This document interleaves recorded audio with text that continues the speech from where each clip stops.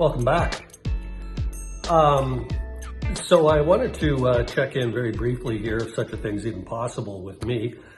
And I wanted to take a look at that very briefly, that Mattaway thing, in terms of any possible criminality that may come out of that situation. First of all, before I even begin, I want to make sure that I state that there is a difference between criminal behavior, negligent behavior, and incompetent behavior. They're not the same things. All of them are potentially damaging. But for something to rise to criminality, it almost has to be, a case has to be made that somebody benefited personally from some of the stuff that was going on, and with respect to, more often than not, that has to do with money. If, for example, if there were grant dollars that were awarded and those grant dollars found their way into somebody's pocket, that's an example of criminal behavior. But generally speaking, like things like a lot of the stuff that happened at Mattaway, while it was all terrible and should not have happened if there had been adequate oversight and had there been checks and balances in place to ensure that that sort of thing never happened.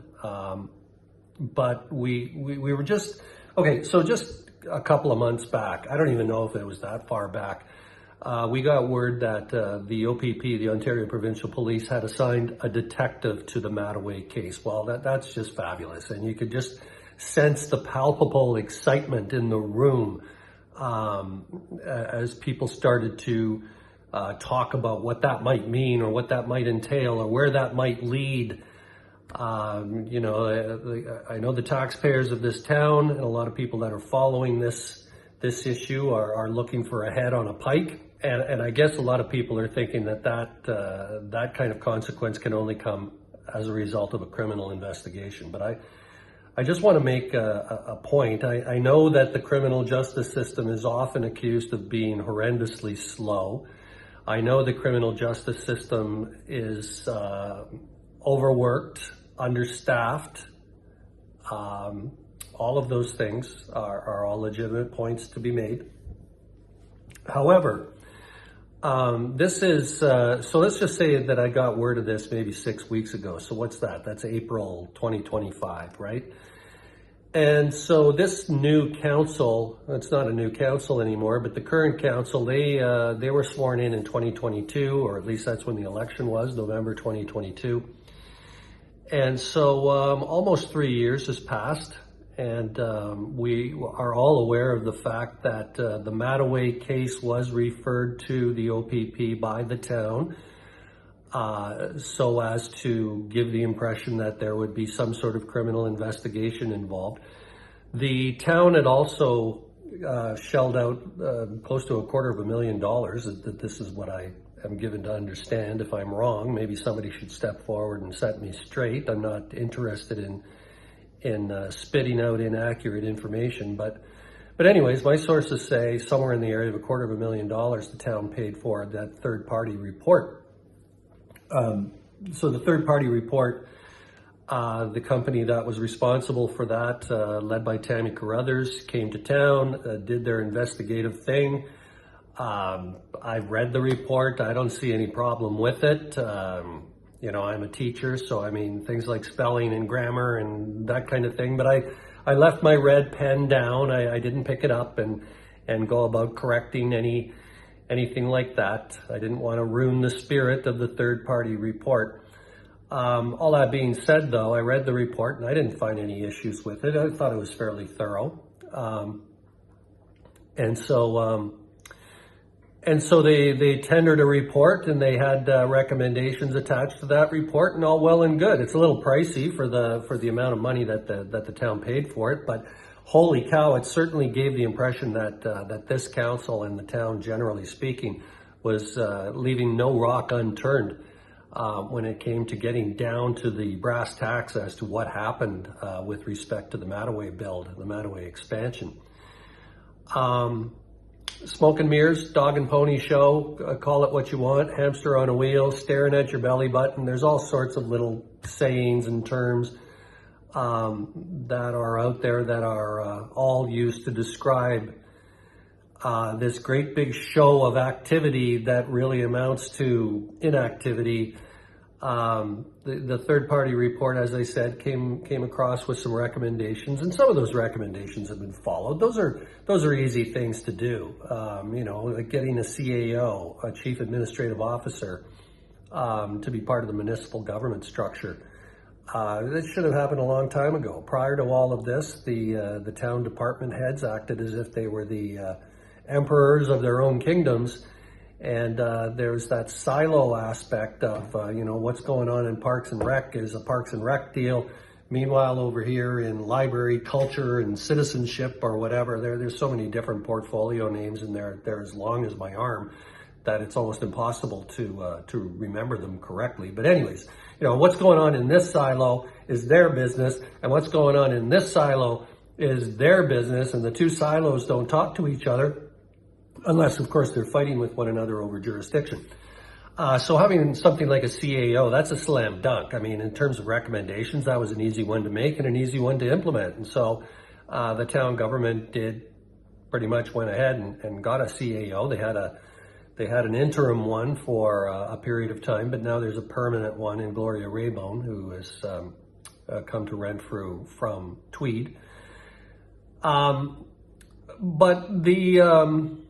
So that's one thing, okay? So there was all this talk about openness and transparency, and any of you who have been following any of my material know that I've just been like slingshotting that whole concept. I mean, it's easy to talk about how transparent you want to be, or how open you wish to be, or how accountable you wish to appear.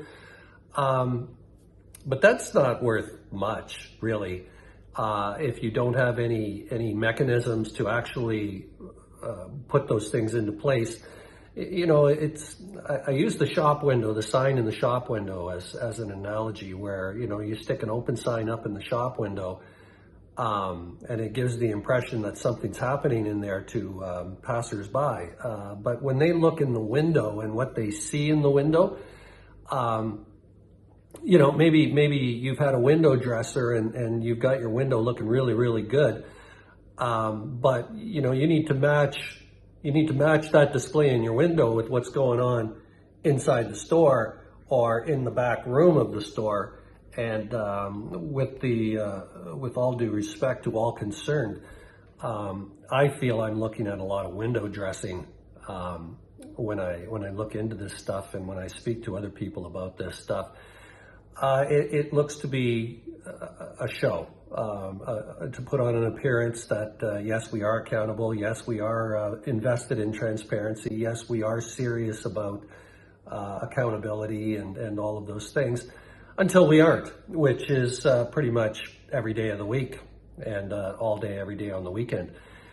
That business of the town turning over the file to the OPP, well,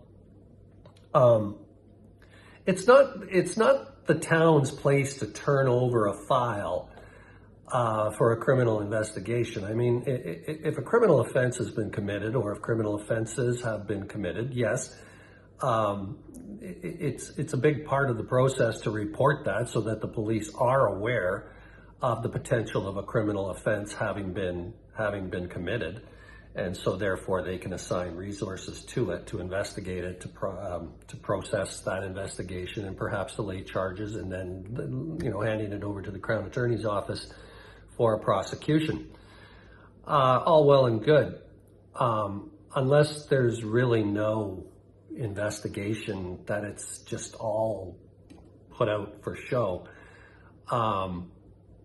The town making this big announcement that we've handed this over to the OPP as a criminal investigation. Well, that's all well and good, but this is these guys have been in office since 2022, and it's now coming up on June 2025. And so let's just say, to be charitable, there's been a 2-year period between the time when the town said, hey, you know what, we're going to send this over to the OPP after we get the third-party report, and we'll let the OPP investigate it. That's good. And you know, like to anyone who hears this, to all the ears of the community that are hearing this is, yeah, I mean, this is what people want, right? People want consequences, especially when they start paying increased tax rates to make up or to compensate for what happened at Mattaway. You know, what you have is a lot of potentially angry people in town, and nothing satisfies their desire to, as I said before, have a head on a stake than a criminal investigation. Because when you launch a criminal investigation, the upshot of that, I mean, if you follow that to its natural conclusion, that means for most people that there's going to be an investigation, which is going to lead to charges, which is going to lead to a trial, which is going to lead to consequences, which is going to, you know, so that's what people are looking for, right? I don't really know if any of that's really going to happen, and I've got this really cynical view of many institutions, but in particular, as I started to nose around into the goings-on at the town of Renfrew and the town hall and the people who make up the town hall, whether they be the politicians or the administrative staff or what have you. These people play, I'm sure, what they consider to be a very high-end game of politics. Unfortunately, it's not as high-end as they like to think it is, but they are in a small town, and sometimes when you're in a small town, you're the big fish in the little pond sort of thing, and so sometimes you can get it into your head that you're smarter than everyone else, but nobody's that smart. But anyways, you're not going to be able to tell people that until they get their fingers wrapped. And I haven't really seen very much evidence of anyone being taken to the woodshed for any of this kind of stuff. But honestly, friends, neighbors, and all of you people who pay taxes in Renfrew, if you think that there's going to be a police investigation that's going to result in criminal charges, let me just put it, I wouldn't hold my breath if I were you, okay?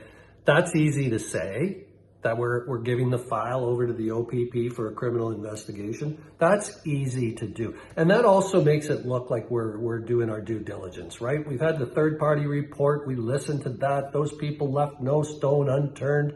Well, any stones that they could find. I mean, some people that they wanted to talk to wouldn't talk to them, or other people they wanted to talk to wouldn't talk to them unless they paid them $1,500 a day plus expenses.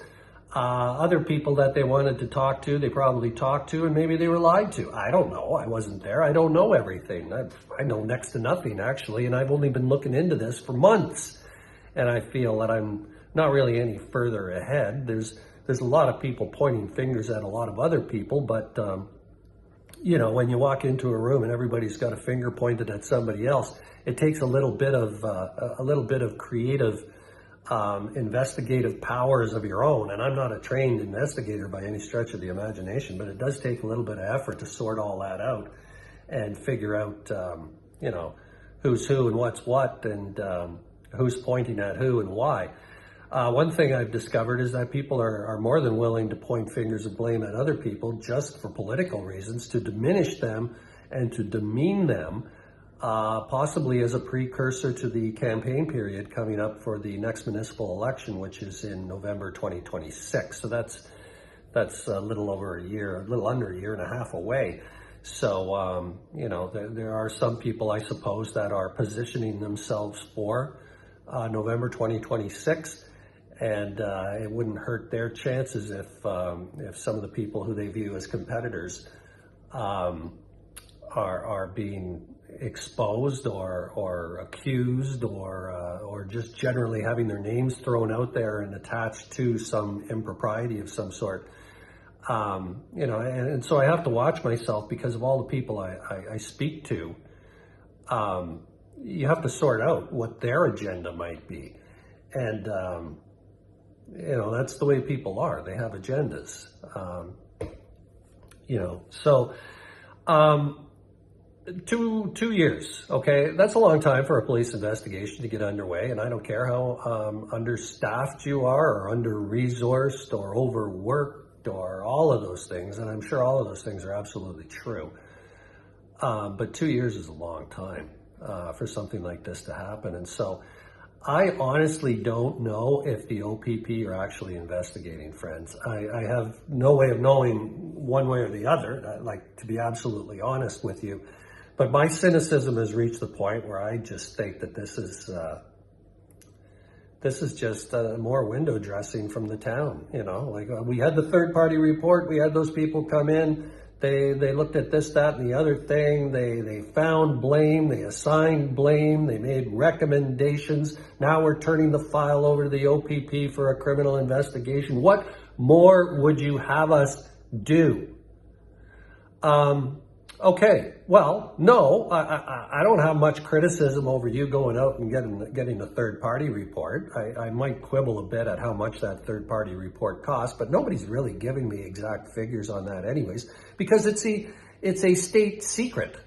You know, and the reason why these things are so secretive is because people don't want to look bad for decisions that they've made. And so whoever came across with the let's pay these guys $250,000 to come in here and sniff around and do, I guess you call it a forensic audit of some sort, but I'm calling it an investigation.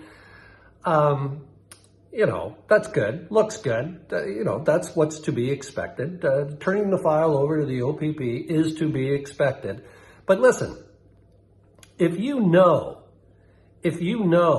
that you're not going to follow. I mean, if you're going to pick the easy, low-hanging fruit, and that is, you know, hiring a CAO, going to committee of a whole rather than all the individual departments reporting and all that kind of stuff, having some sort of sense of oversight or accountability for department heads, all those sorts of things, that's all terrific. But like I said, it's low-hanging fruit. It's easy for anyone to look in and say, hey, look at that, they've got a CAO now. They've actually followed through on a recommendation from the third-party report. Well, big deal. Like, that's easy to do, okay? Money to these people just doesn't seem to be a big problem. Look at the way they spend it. And I'm not even talking about Mattaway here. I'm talking about all sorts of things. Just, you know, the town hall renovation that was supposed to be, what, $200,000? And then the next thing you know, it's like $1 million, $2 million, that sort of thing. Hell, the furniture cost $400,000. That's twice as much as the entire project was supposed to cost.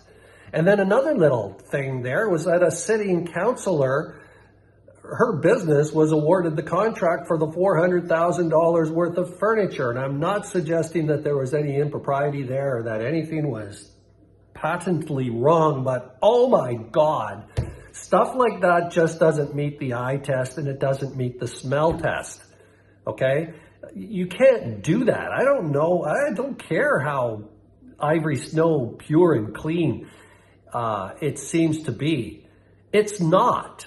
It's not a clean thing. If you have some sort of vested interest in what's going on with the money of the town or a township or wherever you happen to be, I'm sorry, but you can't be anywhere near that deal. You cannot be anywhere near that deal.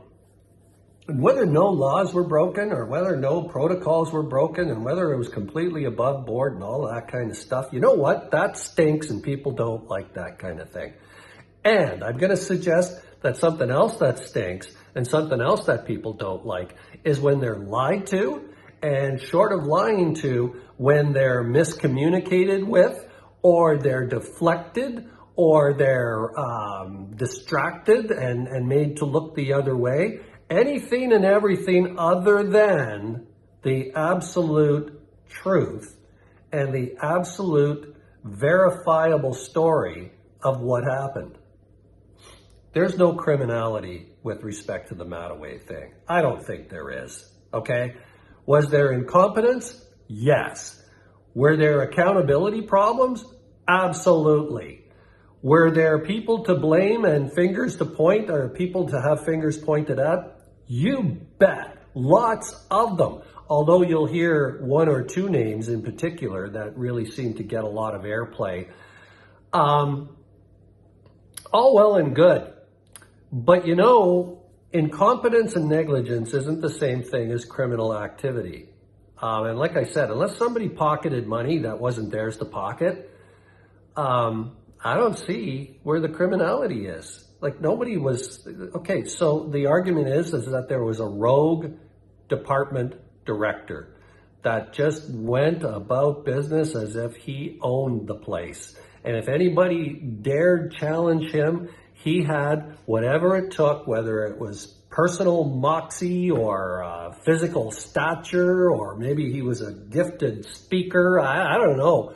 But whatever it is about this gentleman, evidently he had the ability to completely flummox everyone who should have been looking over his shoulder. So in other words, you had one guy, basically, if I'm reading this correctly, bullying an entire council of adults elected to look over all of this kind of thing. And they just turtled on just in the face of the sheer force of his personality or something. But you know what? Being a bully isn't against the law. Going rogue isn't against the law. What happened possibly is that there was a vacuum there, and this gentleman sniffed out the vacuum and thought, you know what, nobody's paying attention. I could just go, I'm just going to do this on my own. Because maybe he thought, I can't trust these guys. You know, like, why would I keep bringing it to them? Because they're going to hum and they're going to haw and they're going to delay everything and they're going to like stare at their fingernails and they're going to like, and look, if you want to know what I'm talking about, go to a council meeting or watch on YouTube and you'll understand completely why some guy as a director would think that he could throw the wool over the eyes of these people. And so, you know, if I've got the story correctly, there were sole source contracts, there were sneaky backroom deals, there was all sorts of things. Just the thing about the radio station having their name all over the place, that really sucked. Come on, like that whole thing, that whole deal, if you want to call it that, whereby the radio station got the naming rights for the entire complex and they paid like dirt cheap for it. Come on, okay? You're a member of this community and you can pat yourself on the back for a great business decision and how you know, pulled the wool over the eyes of some hapless individual. That's nothing for you to be proud of, as far as I'm concerned. So, but again, I don't have the whole story, but I do know enough that I know how much that company paid to have their name on the side of the building, and it's not enough. And so somebody was taken to the cleaners there. And for the people that run the radio station, they just seem to be absolutely okay with that, you know. And that's why I'm saying, you know, now council has actually come to their senses and put this this window of review in where, you know, it used to be a 10-year deal, but now council is claiming the right to revisit that deal after 5 years. And that is in a couple of years from now. And I honestly can't wait for that deal to be revisited. If I was to be the mayor of this community, I would make that one of my priority things to look at. I'd also want another look at the whole BAFN thing, the Boneshare Algonquin First Nations thing. No answers there. Nobody wants to talk. Everybody wants to, hey, go talk to this guy, and then you go talk to that guy, and oh, go talk to this fella, and then you go talk to that fella. Well, you should be talking to this guy, and then you talk to him, and then he says, you know what, you should be talking to this person over here, and that person that he's pointing at was the guy that got the whole thing started in the first place. And so you're going around in circles. Nobody wants to talk.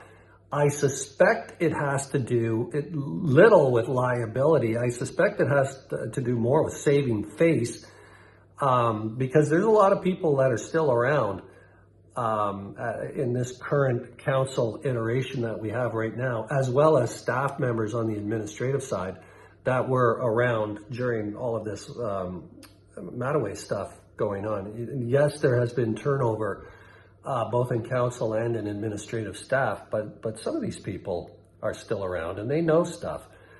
And And so their policy of transparency and openness and all of that kind of stuff is to just circle the wagons and shut their mouths and wait for you to go away. I could go on and on and on, but I guess my main point here was I wanted to talk about the potential police investigation. Listen, I wouldn't be putting too much hope into that. Number one, you need evidence, right? First of all, you need a crime or an alleged crime. And as I said, I mean, stumbling, bumbling, fumbling, and being a complete incompetent boob is not the greatest thing in the world, but it's not illegal. And that may well have happened here. You know, whether it was out and out negligence, whether it was out and out incompetence, maybe it was a marriage of the two, but illegality, that's a different line to cross. Now, I don't know everything, right? The police, that's what they do. They investigate stuff. But I don't know, like 2 years downriver, and we're just assigning a detective to this case right now. Makes me wonder. I know you're busy people, and I know that there's plenty of crimes to be investigated and plenty of bad boys and girls out there that need to be found and reined in.